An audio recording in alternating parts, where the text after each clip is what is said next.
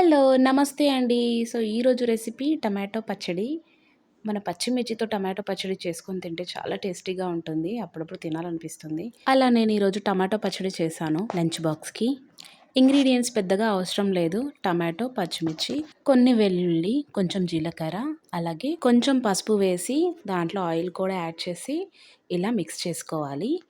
కాస్త ఉడికాక మనం దాంట్లోనే నేనిక్కడ కొత్తిమీర, అలాగే కొంచెం గోంగూర లీఫీస్ ఉంటే వేసుకున్నాను. ఏది లేకపోయినా మనం డైరెక్ట్‌గా పచ్చిమిర్చి, టమాటో కూడా పేస్ట్ ప్రిపేర్ చేసుకోవచ్చు. నేనిక్కడ గ్రీన్స్ నా దగ్గర ఉన్నాయి కాబట్టి యాడ్ చేశాను. కొత్తిమీర పచ్చడి కూడా చాలా టేస్టీగా ఉంటుంది టొమాటో కాంబినేషన్‌లో. సో, ఇలా కుక్ అయిపోయాక చల్లారబెట్టుకోవాలి. చల్లారబెట్టాక మిక్సీలో వేసి గ్రైండ్ చేసేసుకోవాలి. తగినంత సాల్ట్ కూడా వేసేసుకోండి ముందుగానే. నేను కొంచెం రాక్ సాల్ట్ కూడా యాడ్ చేసుకున్నాను. ఇది అప్పటి వాళ్ళంతా రాక్ సాల్టే యూజ్ చేసేవాళ్ళు కదా! సో, పచ్చడి అయితే రెడీ అయిపోయింది. టేస్ట్ అయితే చాలా బాగొచ్చింది. వీడియో నచ్చితే లైక్ చేయండి. Thank you.